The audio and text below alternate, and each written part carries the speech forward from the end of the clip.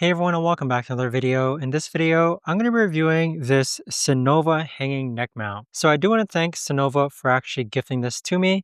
So what we essentially have here is a neck mount to basically make it so that your hands are free when you're filming with a camera such as a GoPro.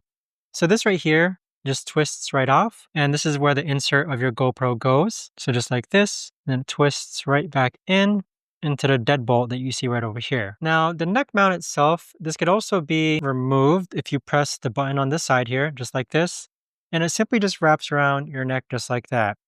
So with this angle, you essentially have like a first person point of view where if you're pointing down, your hands are free and the camera will be showing what your hands are doing or whatever's in front of you and such.